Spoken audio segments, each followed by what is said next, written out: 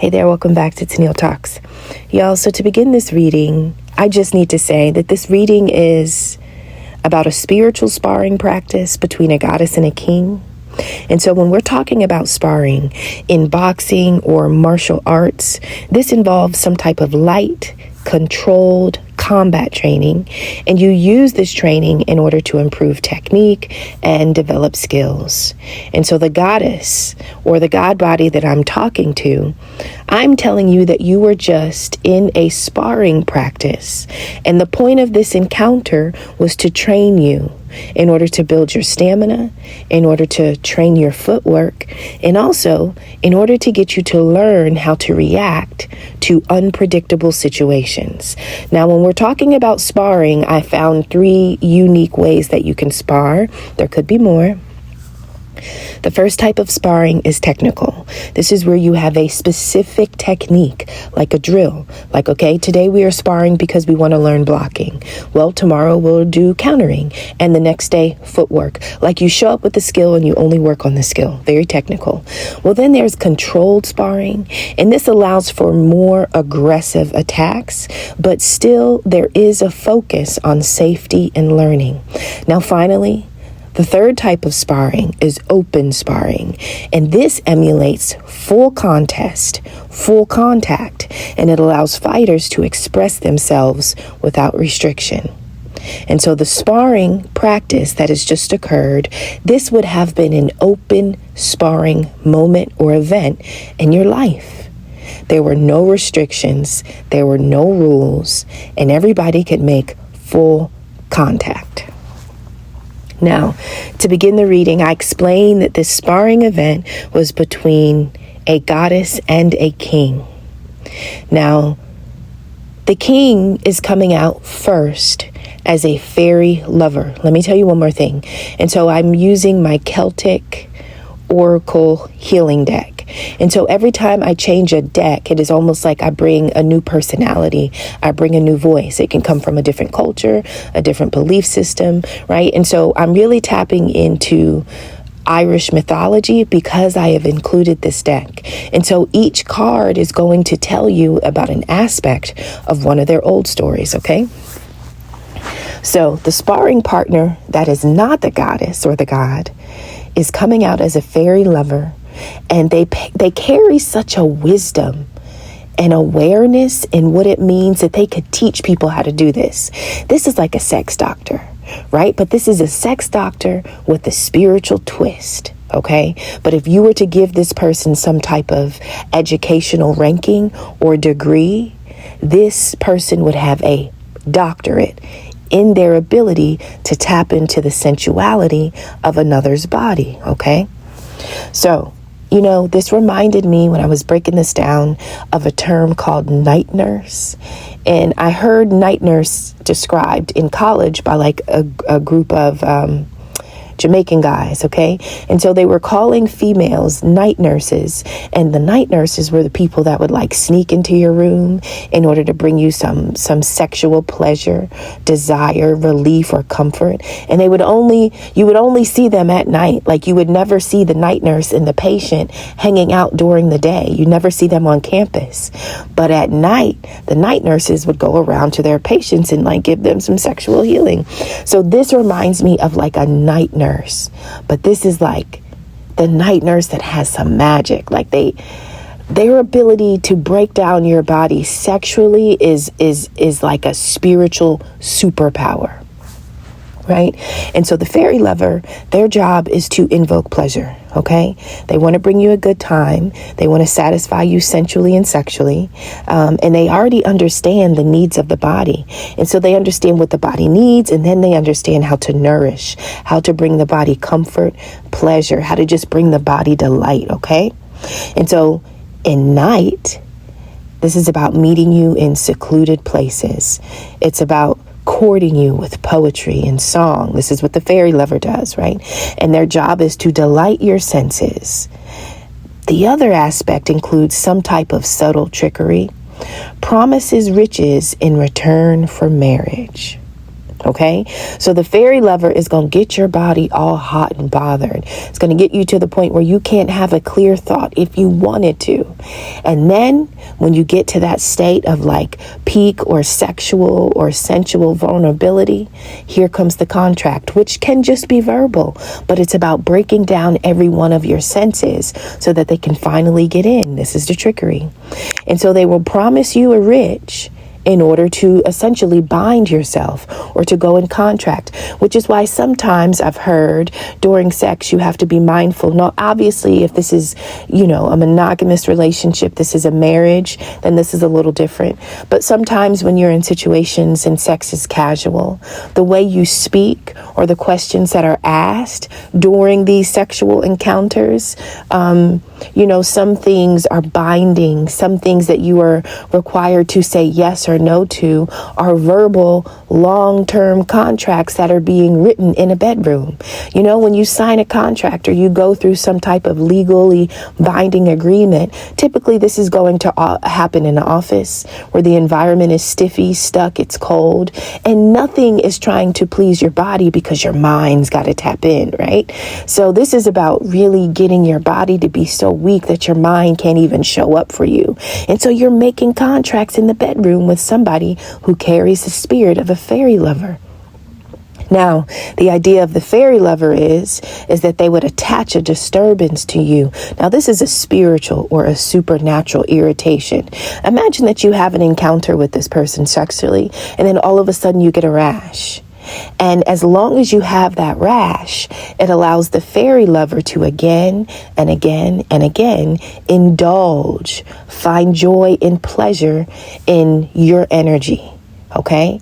And so they've attached something to you supernaturally. You develop some type of physical response on your body. And as long as that rash or that bump or that lesion, as long as that thing is there, that means that the energetic tie is alive and binding between this specific person. This person is literally coming out as somebody who has this as an occupation.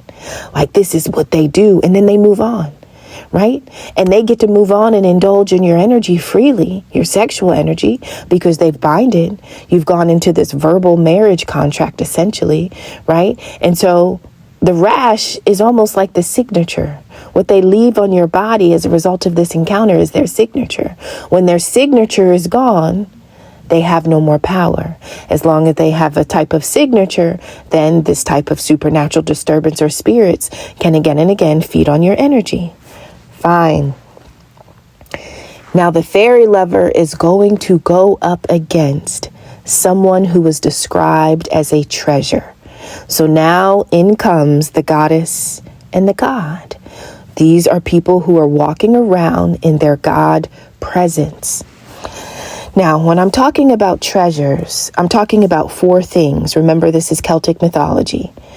I'm talking about a stone, a spear, a sword, and a cauldron. Now, these were four powerful magical objects, and each object represents something different. So we're talking about sovereignty, victory, abundance, and justice. So when you are in your goddess or god body, moving around in your divine essence, you are representing victory, abundance, justice, and sovereignty at all times. Okay. Now, there was an ancient race. I'm going to struggle to pronounce this name, but y'all will help me. There was an ancient race of gods and goddesses that were to have descended from the goddess Danu, Danu. These god and goddesses entered Northern Ireland, and their name is Tuatha De Danann. Okay. So they arrive in Ireland, and these are the type of people, present day, modern day, right? If this is something that runs through you, sovereignty, victory, abundance, and justice, this could connect to you or a lifetime that you've lived. These gods and goddesses are often depicted as kings, queens, druids, bards, which are poets and singers and storytellers, warriors, heroes, healers, craftsmen. And this entire group of like mixed personalities are all said to have supernatural powers. And so this is the god or the goddess that I'm speaking to. The fairy lover has an exchange with a god or goddess. Now, I already told you what this fairy lover likes to do. They like to leave their mark on you so that they can continue to feed. And so it shows that the fairy lover essentially says hello. At some point they say hello. So like, here's where the exchange counts. But what I'm describing you into this reading, this is the fairy lover going back in their mind. They are playing through the memories of the first hello when they first spoke to the god or the goddess. And they are sitting in a state of loss, like they're grieving, they're feeling sorrow. They recognize that they have damaged something, okay? And so this story is not necessarily about something happening right now, but we are in the mind of the sparring partner that was up against the god or the goddess in a full contact training event, okay? And so this person is like, oh my God, it was an accident to even say hello to you. You being one of the ancient god or goddesses, right? From this ancient race that I've described. This is like them saying, oh my God, even saying hello to you was an accident. So this person is recognizing that they should have been cautious. This was very dangerous for them to do some type of open sparring with somebody who carries this power or these gifts. Now, it was an accident because because they tried to rob you or exploit you. And robbing you is essentially marking your body so that they continuously reap from you energetically, right? They always leave a supernatural disturbance or an irritation. And that's essentially that's the door that they use to dip in and out of, to come and go. They don't got to see you. They don't have to talk to you. They don't have to be in any type of communication, right? The contract was made and we already know how they like to make it. And then they just need to leave their signature or mark on you. This is how they rob you. Now, this is also what kind of puts them in a relationship.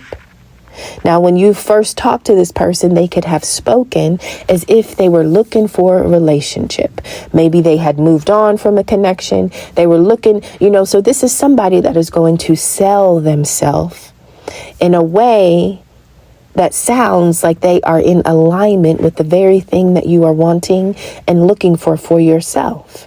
Right? And so they're saying, I want stability. I want to build something. I want to have something stable, something shared, something successful, something that can thrive. But the reality is that you are a goddess or a god body, and they're coming after your base chakra. Why are they coming after your base chakra? Well, I talked about the treasures that you carry, the stone, the spear, the sword, the cauldron. The stone represents your right to rule. So this is your sovereignty. There's nobody that will ever be able to rule over you energetically. Now, yes, you can be sanctioned to like certain physical environments. You can go through certain things, but you will always remain ruler over your own self and power. Like there's nobody on earth that is powerful enough energetically to rule over you. Now, they will attempt to rule you first in your mind so that you just submit and succumb to them as your ruler. But you don't have to agree to that when you understand the essence of you, okay? So the stone represents your right to rule. And a part of the myth, it says that the stone cries out when it is under the foot of a legitimate king. Okay, well, then you have your spear. Your spear is about your victory and your courage. Now, you will never fail in battle. The four things that you bring with you are going to protect you in every sparring or open sparring event. Do you understand? Your spear means that you will never fail in battle. And at the same time, no one can resist the man who wields it. Sometimes when you enter into people's life, God is like, take out the spear, Bring out the sword, bring out the cauldron, or bring out the stone. When you bring out the stone, this is like where you remind people that they are royalty. You're like, go ahead and put your foot on it. You're walking around here real human. You're not honoring, the essence of the God and the goddess in you. And so I want you to put your foot on this stone, and I want you to recognize that you're royal. Fine. Well, then sometimes you bring your spear. When you bring your spears, because listen, we got to fight, but I'm going to slay you. So there are certain situations where the Most High is literally bringing you into people's life because they need to be put down. And there is no battle that you will ever lose when the spear comes out. But at the same time, the opposition, the people that you have come to essentially spiritually check, they can't even walk away. It's like they walk right into the spear. They couldn't stop themselves if they wanted to. And you're like, what in the tomfoolery? Like, why are you sometimes they can't help it. That is their justice. And your spear is the judgment. Well, then you have your sword. Y'all, do y'all remember on Game of Thrones, the guy who had the eye patch and he never died? And there was a point in time when he would pull out his sword, and as soon as it would come out of his sheath, it would just light on fire. And so that is your sword, okay? Your sword represents your justice and it represents your power. And it is brilliant and it is fiery, and no one can resist it once it is drawn from your sheath. Like they come to you for refinement. They come to you for truth. You are justice. You are judgment, right? And so the people that are typically going to cross paths with you, all of these people are assigned to you, and they are coming to get one out of the four of the treasures that you carry. So your final treasure is the cauldron. And so the cauldron represents abundance and sustenance, and it is said to be able to provide endless food to anyone who approached it. So sometimes the Most High will say, pull out the stone to reveal to this person that they are royal. They honestly have royal DNA. And then another time it's like, pull out this sword. Like, go ahead and, I need you to battle this fool and then leave them right wherever you drop them. And then the Most High will say, okay, well, fine, pull out your sword. I need justice in this situation. I need judgment. I need the scales to be balanced here. Right? And I need you to do that by using your power, and you can't lose. And then finally, the cauldron. The Most High will say, I have some that are hungry. I have some that are needing me emotionally, physically, mentally, spiritually. Pull out the cauldron and feed them. Your cauldron, no matter how big it is, it could be the size of a shot glass, but it has an endless amount of food, provision, and sustenance. Okay, these are the swords that you carry as a god or a goddess. And so Dr. Sensuality, Dr. Fairy Lover, enters your life in order to leave you with a rash. But this is where the open sparring took place. This was a relationship where, listen, y'all could have been sitting on the couch together, just next to each other, watching, Netflix and chilling. But if you would have seen what you look like in the spiritual realm or the ethers or the astral, y'all were fucking each other up. This was open sparring. However it looked in the 3D, it did not look like that above, okay? But this was what you chose. This is what you agreed to on some level, because why? You needed to build stamina, you needed to train your footwork, and you needed to learn how to respond in unpredictable situations. This person right now is remembering the moment that they said hello to you. And they said hello because they saw or sensed your treasures spiritually. And they were coming after your base. Your base chakra is about your security, your stability. The fact that you get to live a life where you will always have abundance. Right? And now what the world says abundance is and what I am telling you your abundance is, those are not the same. And so maybe if we use the world standards, we may think that we are really in lack. But I'm telling you that there are beings that will never be able to lack, even if they wanted to. And there's no battle, as long as you are hearing me right now, there's no battle that you have lost. And there are some battles where the only way to win is to agree to what you are willing to lose. For some of us, that means we're about to lose everything. Every person we bound ourselves to, every relationship, every location, every item we contracted ourselves to. Like, sometimes you have to lose it all but you are still the greatest winner you'll ever know. You also find, here's the thing. Now I get to this card, and it's called the coupling of earth and sky. Okay? This is about unlimited possibilities.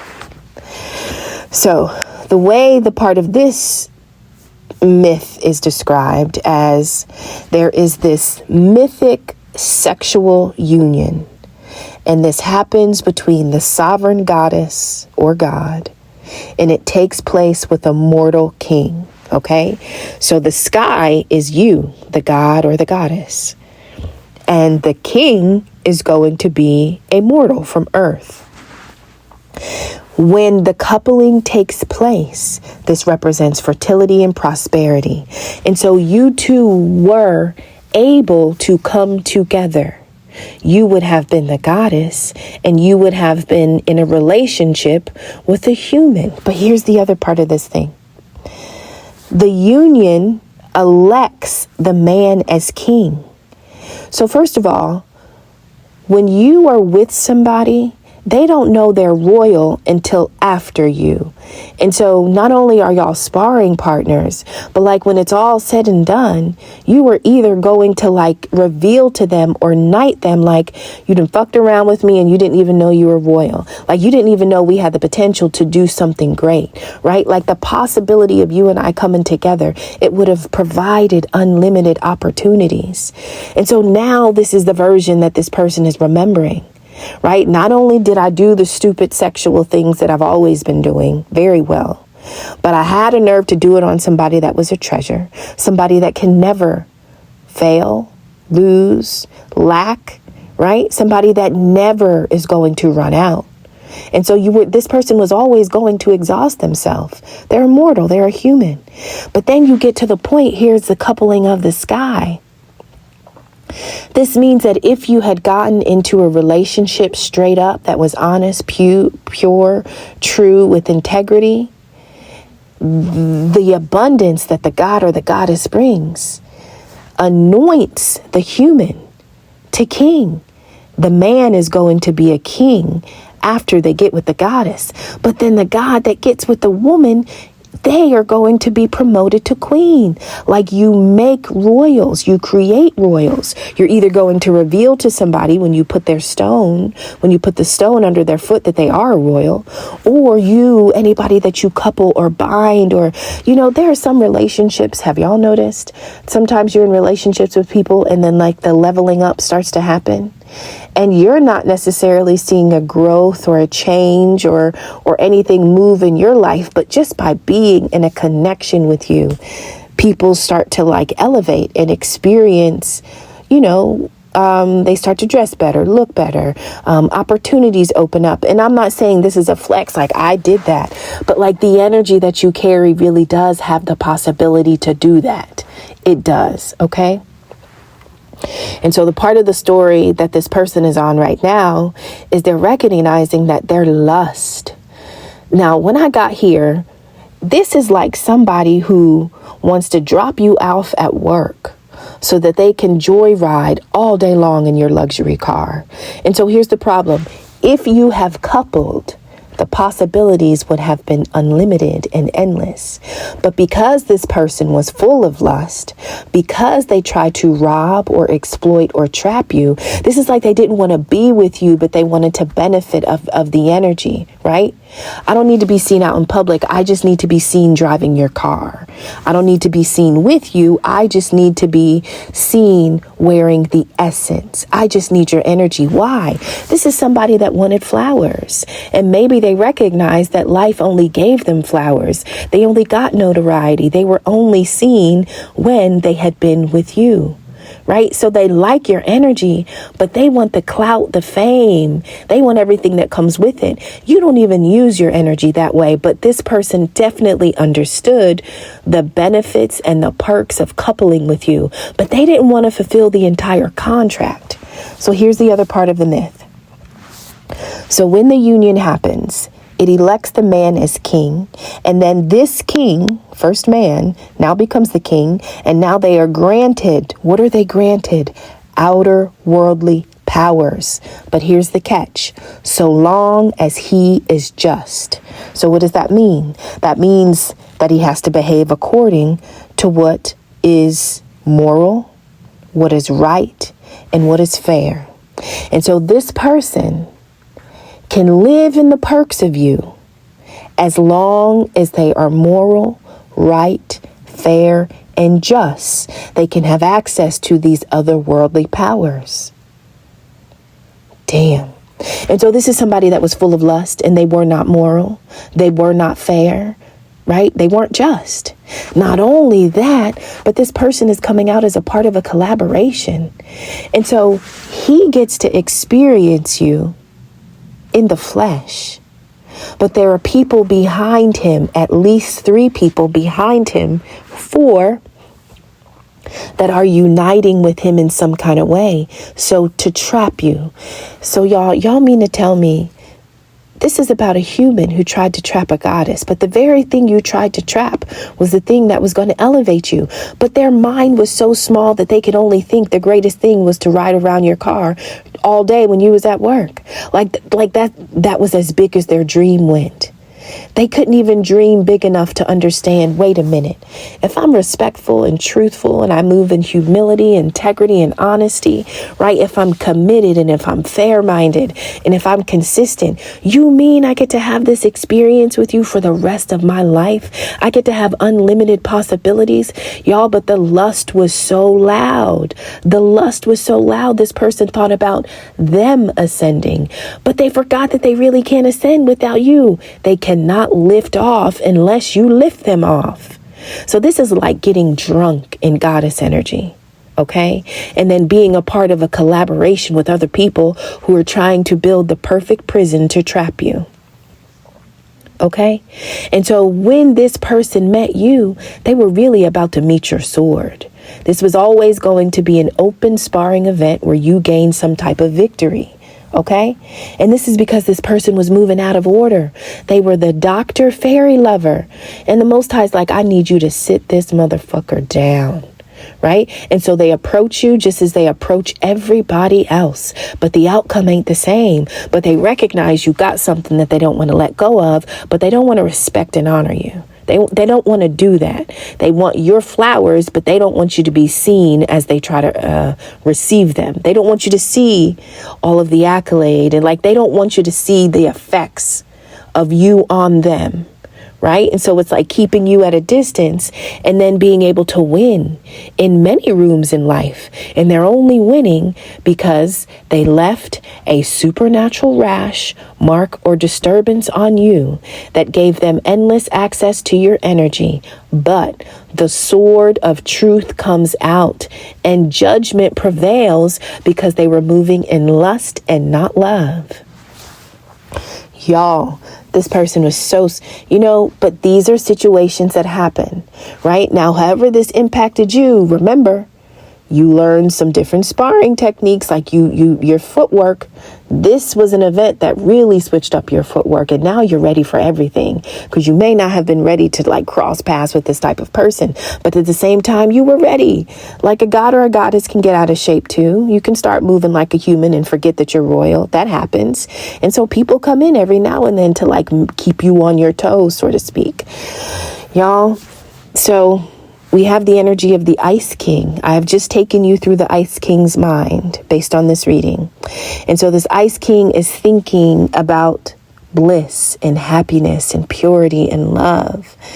And it is almost like they lost their savings. Can you imagine having like a lot of money in a savings account one day and feeling very safe and secure?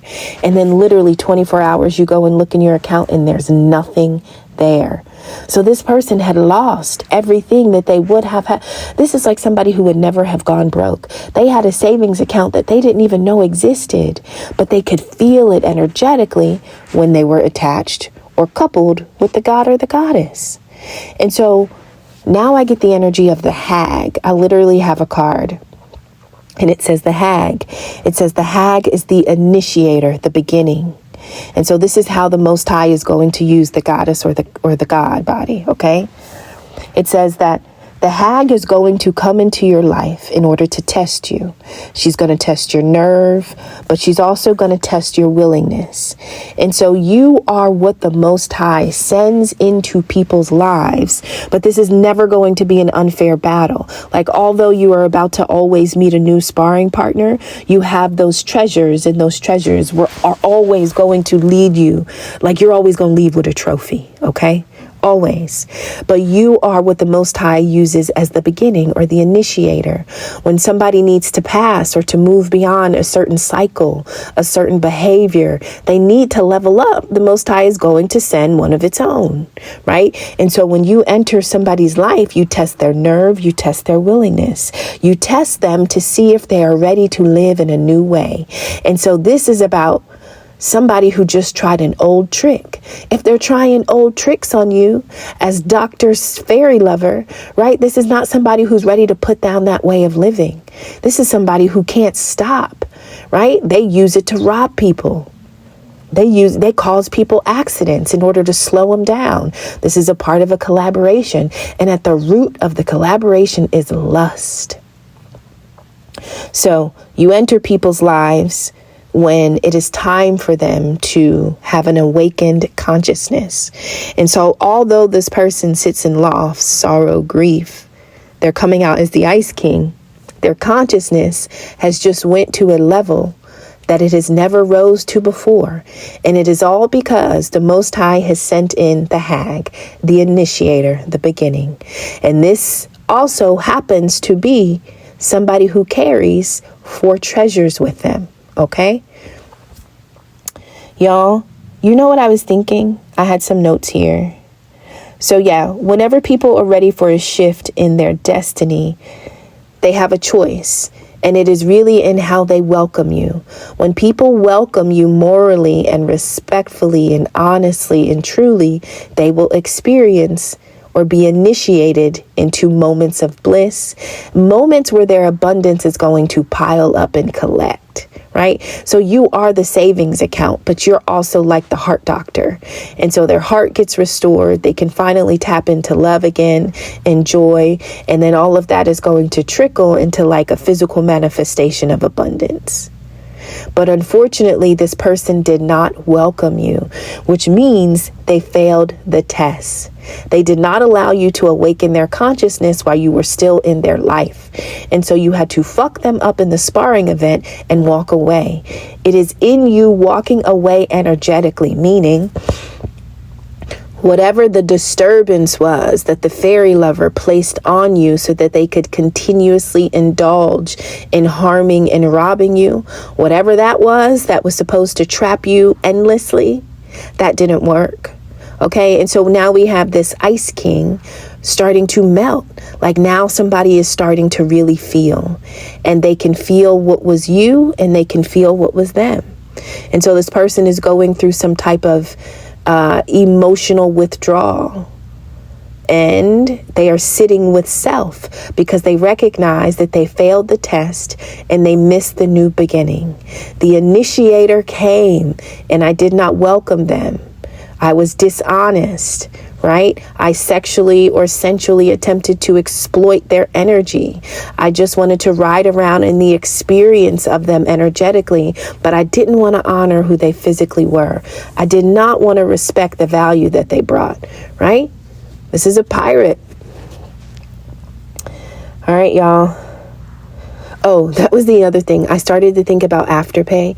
I felt like this would like be the person who buys you up front, but they can't really pay for you outright.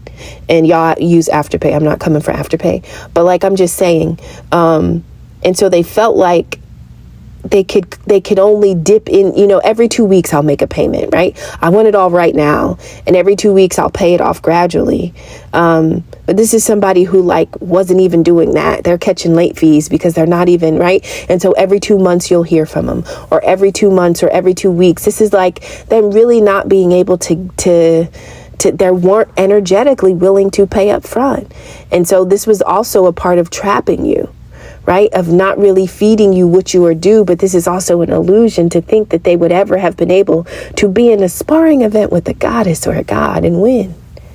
All right, y'all, I'm going to let you go. I love you. I'll see you in the next one. Bye-bye.